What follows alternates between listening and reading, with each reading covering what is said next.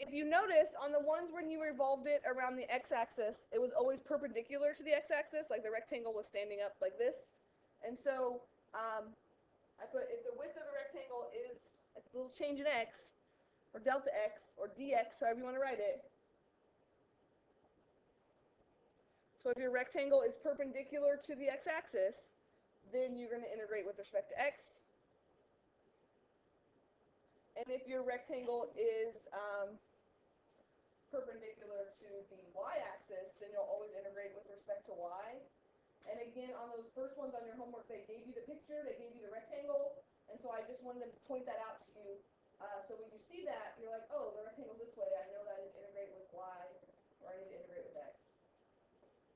Since yesterday was our first day we did this, the homework was pretty, like it said, integrate all of these with respect to x, or integrate all of these with respect to y. At some point next week, I'm just going to give you some problems and ask you maybe to do it more than one way to see what's happening there.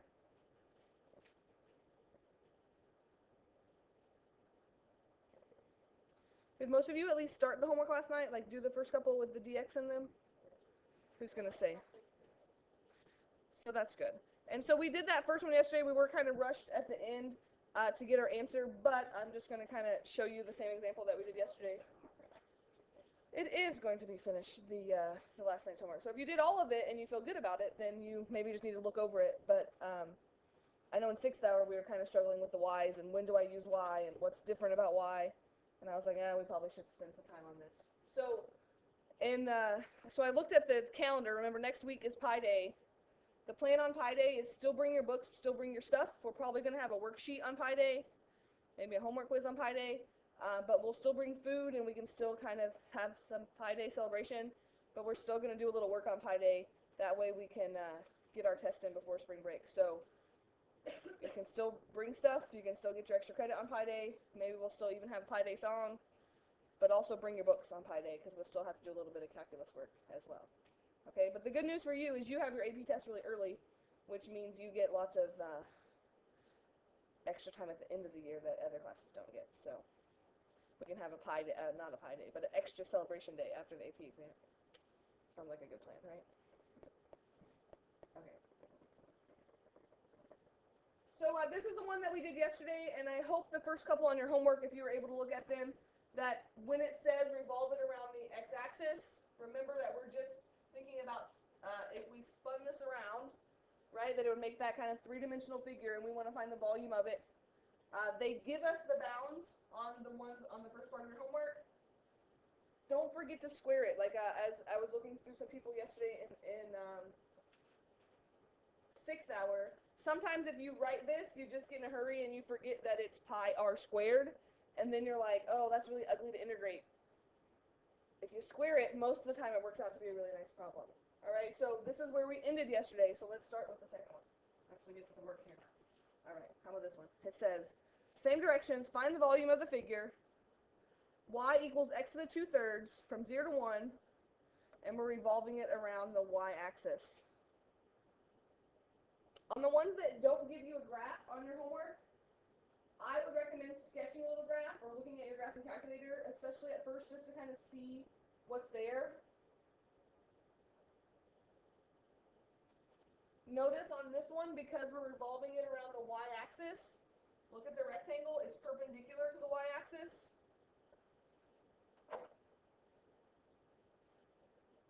So that lovely axis of revolution is the y-axis now.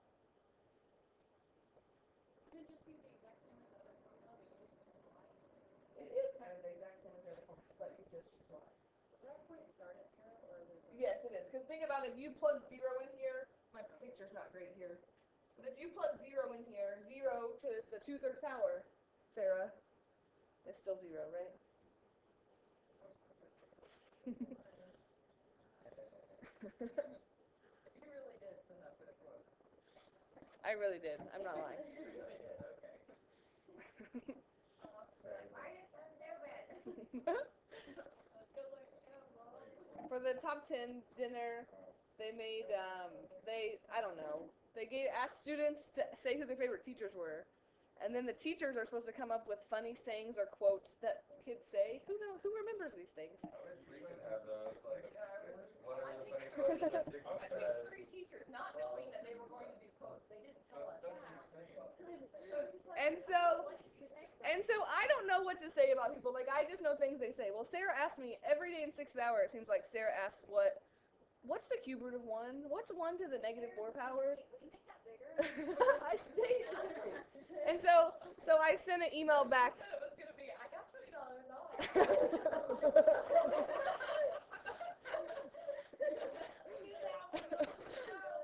But I sent like 4 in a row that just said like, what's 1 to the 7th power? What's 1 to the 3/2 power? Like, I just sent a bunch of those in a row. So I don't know what they're gonna do with them, but it's really hard to come up with it for some people. So No, because my mom would be like, $20 off on what?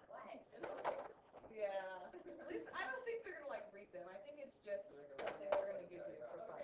So I don't know.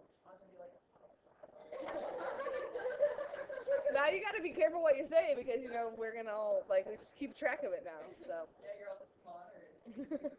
But I think it's really hard, like especially kids I don't have this year that I'm supposed to come up with what they say, and I'm like I don't know what they say. So I don't know. Apparently for future I just need to start keeping a book of what people say so that I can remember. Yeah. Yeah. Okay, back to this. Morgan says, isn't it going to be just like the x-axis revolution, only the y-axis revolution? It is, except for, you got to make sure, we're doing it in terms of y, just like we did with our area formula. You got to solve that, right? So that you have y, x equals, so you need to solve this for x.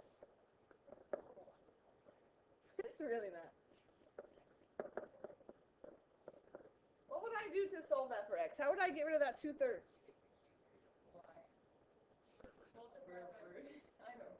That would work. Could I do it all at once? Right? Like, how could I get rid of this? What could I multiply by? Yeah. Could I take that to the 3/2 power? Which is exactly what you said. I'm just doing it all in one step instead of 2 steps.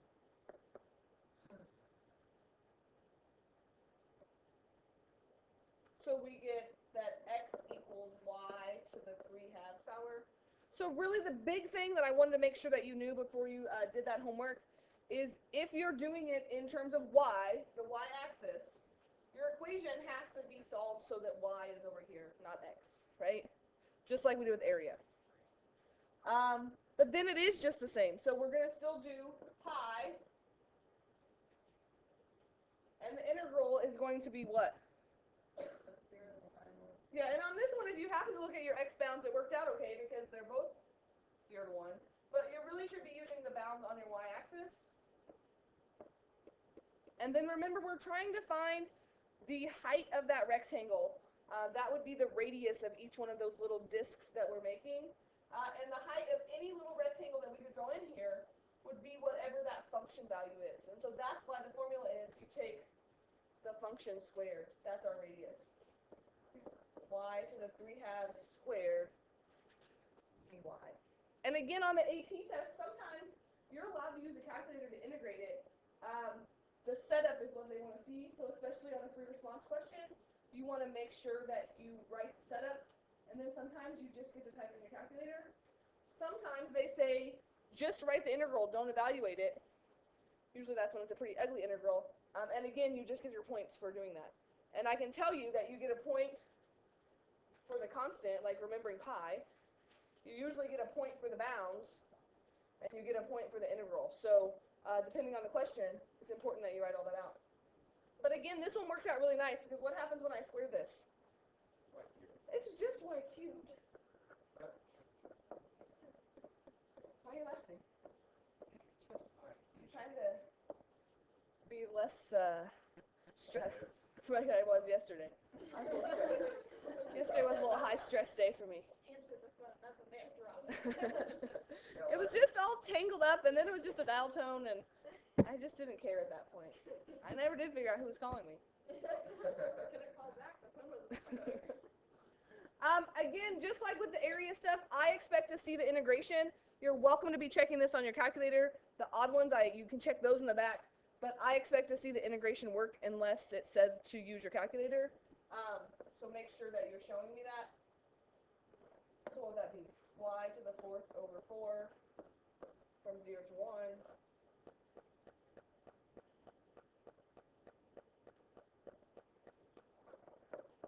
So 1/4 minus 0 would be pi fourths. Just so you know, some of these are going to get really crazy answers. On that worksheet with the area, there were some that got some really crazy fractions, right? It happens when you're finding the volume of this. So, how do you feel about that? Does that make more sense using the y now? Let's look at one that they don't give us a graph on, and maybe we can find our own graph and figure this out.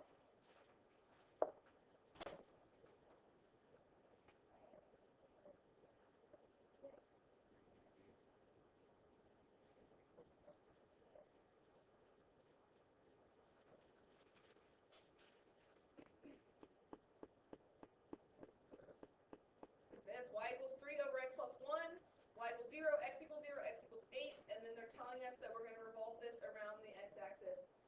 It's important that they tell you which way you're going to revolve it because it tells you whether you're doing it with respect to x or with respect to y. Really important when we go in revolving it around some other axis, like maybe revolving it around the line x equals 2, what happens? It's kind of cool. We can take the same shape and we can revolve it a bunch of different ways and get a bunch of different shapes out of it and volumes out of it. So that's why I draw those. Some people get a little overwhelmed by all the stuff that they throw at you, but the more stuff they give you, it's great because they're just giving you the bounds for that graph. Let's start with the easy stuff. Well, maybe the easy stuff. Y equals 0, where's that? X-axis. The x-axis, because y equals 0 is where y is always 0. Lots of people yesterday kept telling me x equals 0 was the x-axis, and I was a little stressed by it. Look, we learned from You did learn that, that's good. Because x equals 0 is where x is always 0, which is the y-axis, right? X equals a number is always a vertical line, y equals a number is always a horizontal line. And so x equals 8 would be a vertical line. go to where x equals 8 and a vertical line, right? That's what I know.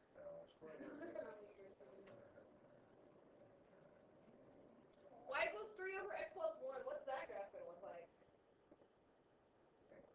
That's crazy. It's a rational graph, right? Michaela, it's like this because it's going to have an asymptote. The nice thing is we're bounded between x equals 0 and x equals 8. So we really could just pick some points there to kind of see what happens. Again, if they didn't give us the boundary there, that's just going to keep getting closer and closer to the x-axis. And so that's why they have to tell us what's happening there. What happens if I plug 0 into that function? I get 3. I'm going to change colors here. Now, if we were to graph this on a graph something, We wouldn't show it at all because it's with x. I don't know. What other points you want to pick there? If we pick 8, what would we get? 3. 1/3, right? Because 3 over 9 would be 1/3. Really, if you know the shape, do you agree that you don't really need that many points in there? Like, you can just kind of say you know it's that rational function shape. You can pick as many points as you want, but if you're just sketching this graph here, I'm just going to wing it like that. It's not really that important how super accurate it is, as long as you can get your bounds from there. Because I'm revolving around the x-axis, how am I going to draw in that rectangle? Is it going to be a vertical rectangle or a horizontal rectangle? Vertical, because it's always perpendicular to the axis of revolution. And if you wanted to think about this, you don't have to draw the shape in. how do you know where to draw it? It doesn't matter because it's just any rectangle. Remember what we're trying to do with the rectangle is we're trying to say, imagine if we broke that up into like infinitely many rectangles and we took the volume of each one, right? Like, then we could add them all together like a Riemann sum kind of thing. So why do we have to graph it? We know our bounds. Because I just wanted to see it, but you're right, you don't always have to. Especially today, because they're really not that hard. But when we start revolving it around other lines, on Monday we're going to learn something called the wash Here's a big question. What's a washer? Not a washing machine. Oh yeah, like a washer, like I don't know, like a circle with a circle, like a hole in the middle. What if we revolve a shape but it has a hole in it? It gets a little harder to visualize that without graphing it, and so I think it's not such a bad idea to look at a graph every now and again. But you're right, you don't always have to graph it. I just like to graph it. And plus I like to imagine or make you think about if we spun this around the x-axis, what would that shape look like? Like a tent. Like a triangle. Like A lamp again. A lamp a thing. little lamp. See, it's kind of fun to have those visualizing games. No, because there's a 1/3 on that. It's not 0. I just put a circuit in there. Oh. There'd be a little bit of open at top of here. Wouldn't too much right to exact point, right? But you're right, apparently. I'm with you. I could say sort of a 10. So what do I need to write here for my problem? Pi from 0 to 8. Because it's my x-axis, so I'm using my x-axis bounds. And then what? Because the height of any rectangle that you draw on here is going to be the function. So 3 over x plus 1 squared. Don't forget that dx, it is kind of important when you're writing integrals.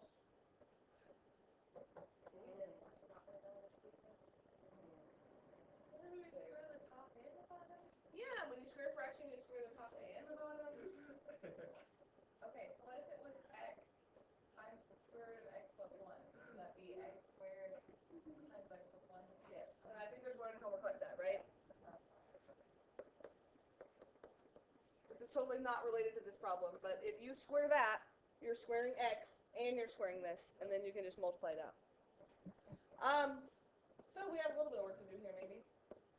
So 9 over, what if I just write that as x plus 1 squared?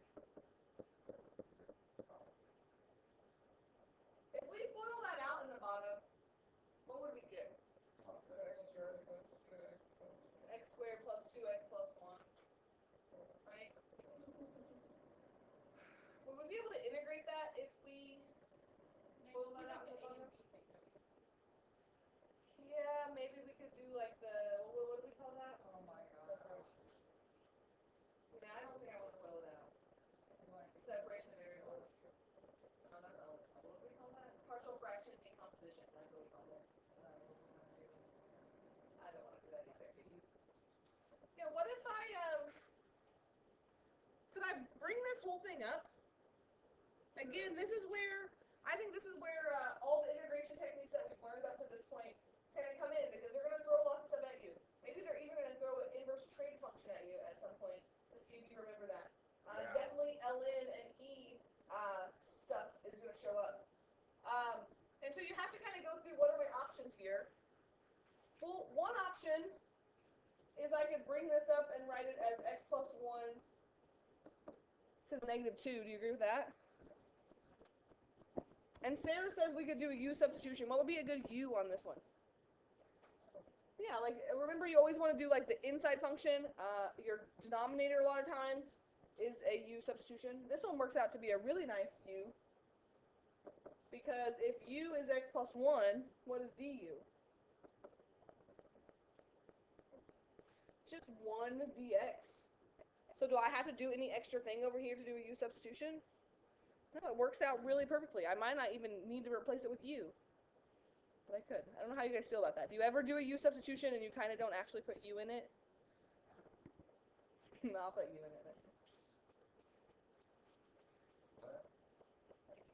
Like, because it just works perfectly, like I could just integrate it without putting u in it, like rewriting it with u is what I was saying. But what about this 9? Do I need to worry about this 9? It's just multiply, so can I really pull that out front and make that 9 pi? And if I'm going to plug u in there, this is u, so I can say that's u to the negative 2 du equals dx. So I could write it like that. And that, I think, is much better than partial fraction decomposition. You agree with that? Yeah, it's just multiplied there. It's just a constant. The constant multiple rule says we can just pull that out front. So now you have options. One option would be to integrate this and then go back to your x's and leave your bounds the same. Remember, also with u substitution, you have the option of changing your bounds in terms of u. You should get the same answer either way you do that. So since we rewrote this with u, are you okay if I change my bounds in terms of u? If you don't want to, do it with x's and let's see if we get the same answer. But if x equals 0, what does u equal when x equals 0? U equals 1. Okay, so how do you know when you need to change your bounds? Anytime that you leave it in terms of u, you have to change your bounds. So like we could If you didn't want to change your bounds, you could go back to x. Like, if you go back to x, you're going to use the x bounds. If you leave it in terms of u, you have to change your bounds in terms of u, so okay, if you were to just take the integral. and then plug back in for u, right? Yeah, plug in x plus after you take the integral and then you can do the same. And it's the same either way. It's just whatever you want to do. I always feel like it's less work to leave it in terms of u, but it doesn't matter. You're going to get the same answer as long as you know when to change it. So I'll set it up both ways. But on this one, if I change my bounds, if I plug 8 in here, do you agree that that makes u equal 9? And so one way I could do this problem, and I'll set it up both ways so you can see it, is I could say 9 pi, and what would be the integral of u to the negative 2? Yeah, because if I add 1, that would be negative u to the negative 1 from 1 to 9. That's a terrible 9. Or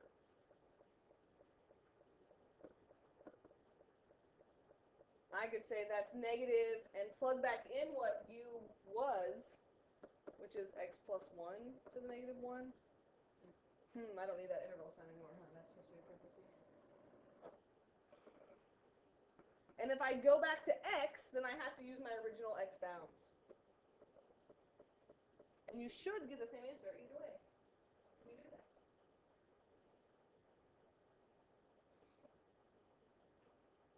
Does that make sense for you? Yeah. And so you just get to decide which one you want to do. This was not a bad view at all to plug in, so it's not that much work to do. I'm going to write this as 1 over u. You okay with that? So that would be negative 1/9 minus negative 1, which would be 8/9 times 9 pi. Oh man, look how lovely my answer got to be today. 8 pi. And again, I don't mind you checking this on your calculator, but I want to see some work with these. When we have the test for this chapter, it is not going to be an AP test.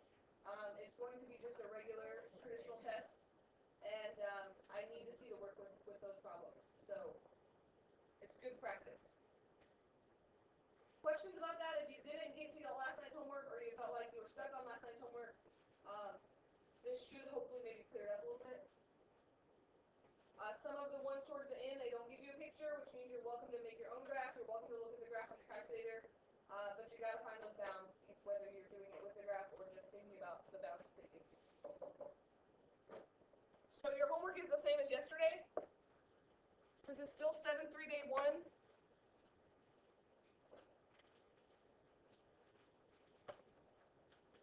And then before you get started on this, I have a little homework quiz for you. So you need to get out your 7-1 and 7-2 homework, but make sure you write this down. You should have it written down from yesterday. So what we're supposed to do Wednesday, and the snow day has just gotten all off track. Gotta get some more. They only give us one test. Like, this is why it feels early. But they intersect somewhere. So 7-1, 7-2. Copy what you have. I have a couple on here that are not from your homework that you're just going to work out yourself. And actually, the bottom one, I'm making extra credit because